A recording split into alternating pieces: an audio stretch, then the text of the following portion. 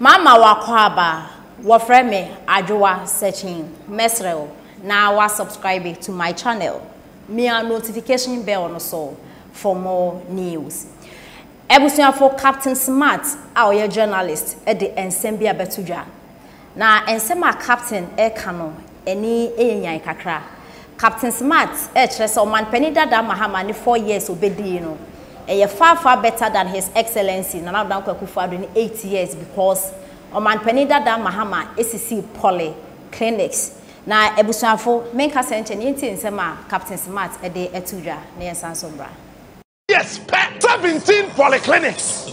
MPP 8 years, not a single polyclinic. Then now Pacham say, "Men kofa bema ware me mfie wotwe obebu me. Na bema ba hwe me mfie nan on the ba me mfa. Ye pe Mahama. Mfie nan obema ya polyclinics. Name the hospitals. Kumawu. Na na do buy one sit down single room kura. Obetro sagleme waton 8 years on cheme ne sagleme. Mahama's 4 years is divine, better, proper, well than 8 years of Baumia. Ye listen name mfie nan Mahama ye. So Mahama's 4 years is better. Mami Kejemfu abeka say Mahama ba mfie nan obetwe baba me do about besato. So say Jimmy corruption kronu ewudie ndi. Ebusuafo ochiame a onim na sem kano.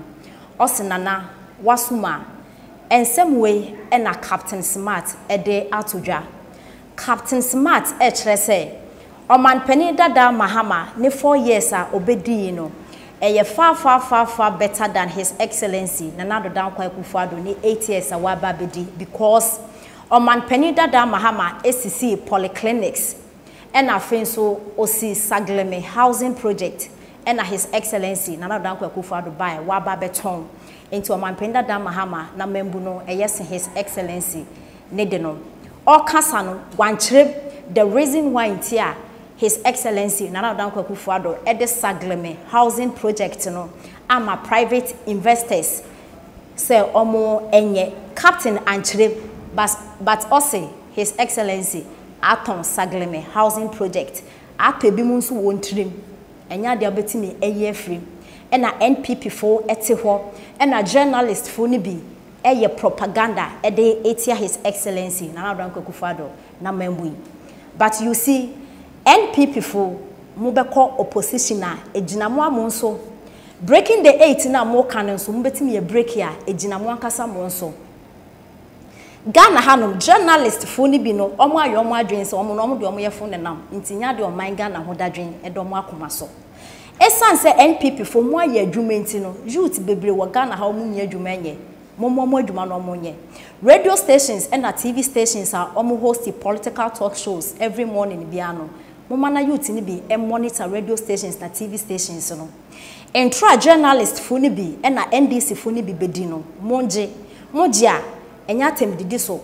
Mo mekyerɛkyerɛm ensem sen aso mesi kan ente saa ne mo etisen His Excellency Nana Dankwa Akufo-Addo bai ni 8 years ni say na say no waba beye. Omo betwa ntro a na mo nso mo aba ne mo abekyerɛkyerɛm se na beye a entro no eto Ghana ni trima obeye afim NPP 40 omo office na too known Brofa kese ene se hu kwa na omudi musum be break 8 munya se adwuma no because His Excellency Nana Dankwa Akufo-Addo wa ya adwuma kasa akwan se mini schools se mini wa ma free education ambulance e den na His Excellency by one be year ya enti Ghana for purchase His Excellency enye hwe factories we SCC but you see Ghana hanom na ye wona de bia be cancel on my way e be konanima e journalist for so enkoso a ejinomo so bebre no mo yefun e no mo de adwuma no omo ndwen Ghana ho omo nka no kware obi be ka se mo se His Excellency abeya kwan wabesisi schools na de ntine yeto abama no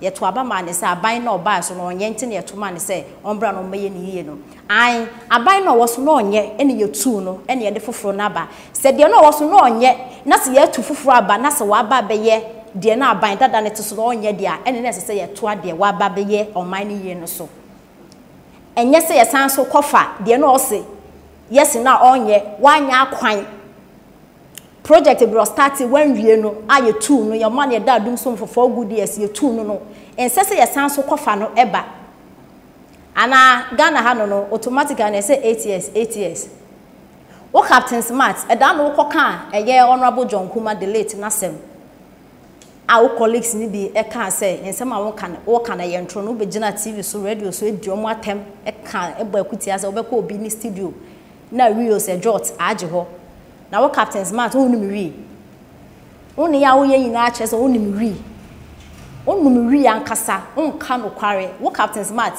utumi eye bold e betena radio so say wo na wo so Kelvin Taylor ni nsem e de ne call radio station bi so onkonko ye adwuma Kelvin Taylor so boa ono onhia one on one impoda enti se wait me be di say true way owura jonkuma wi wo se poison won so wo ni evidence na won gina ho se atesem na ade kekan enti wo Captain Smart wo ka asem a ho na se wo tie wo Captain Smart de bia meka won wo di wachi na yo mo adwum yi omo ye weak no mo di wachi e ye true na wo di which ese so omo hu no so omo nso hu ade enti na wo te sa Sagleme housing project wan kasa wo ya west NDC fu sika omoji omo ntimi anwie project no omo ja wo ho His Excellency by no che say sika osan so de aba be shem anwie project no odi sifofra ye into odi be sifofro na mo de Sagleme no ama private investors no mo aye Ghana fu ye be yan share nye sa na asem journalist adenti na wan kire mu sa I think say you know better than I do Captain ade na wo ye sa His Excellency na na do dan kwa kufu Dubai Thieves or Diabo STEM schools where CC. I am daring obi o Ghana ha and a parent be a obako free SHS. Schools e Ghana ha no mean now obi enko ho no me kan kire me say His Excellency na Adran Kwakufado NC facilities wo ho boarding house and a classrooms. School secondary schools e Ghana ha no mean na His Excellency SC school wo ho. Double track na swate adentina double track na say any wo because one more enough facilities omo de adwuma omo de etinem boarding house omo dem and a classrooms omo tinem sua denti ye fe ne say what do we call it double track no efi ho or the ambulance one constituency one ambulance president be in Ghana ha in the history of this country the president be in where you acquire His Excellency na Adran Kwakufado and they be see that Captain Smart hu nya na president bie no a we si factories esen His Excellency na Adran Kwakufado ene hu nya na me ka say His Excellency na Adran Kwakufado eye better ono so owo ni sinto ono so nyewe bi wa MPP for mo ya enye yen kan say NPP for ye SNDC for ana say NDC yes NPP but we are talking about enyema His Excellency be ye na Adran Kwakufado aba be ye ya da light him for 7.5 years ni o man penda da mahama emanye dum so for 4 good years ye can this for some no solve dum so for the way ye da dum so for 4 good years e complain and this for bubu ndi egu omo aso omo ante His Excellency ba ya 3 months pa ye da dum so mu ye kan His Excellency etie o se wa solve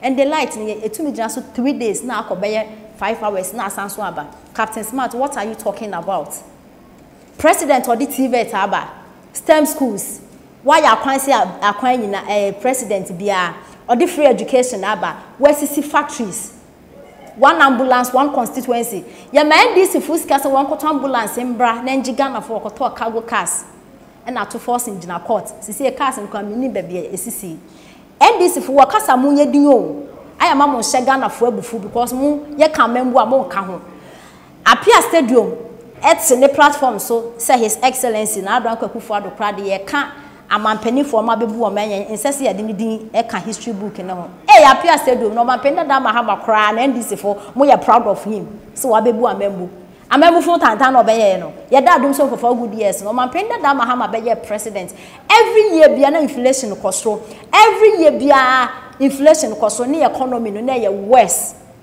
dollar rate no be fa na ahia no de kwa ahia mampenda da mahama be fa dollar rate no and stick it to be bia na e wona or the quenim, intend this for more how I say. Sagleme ya Captain Smart, who do not way as one re. Sagleme housing project in this can almost your budget no moji no mudi shame, this can almost me. Sagleme na release is one. What can was him? Who needs to buy Captain Smart? Who needs to buy? But Ghana Hanum yet now a journalist for Monseno. Or my penda da Mahama, na membuno is never. Ever better than His Excellency. Now don't Kwakufado need know. What can I say now? We are trophy, papa. Never compare His Excellency. Now don't Kwakufado too. Sorry, never compare Omampenda da Mahama to His Excellency. Now don't Kwakufado. Eba ne sound in nature ending ye. Only your mind gun ending ye. Only your slow ending ye. Captain Mana.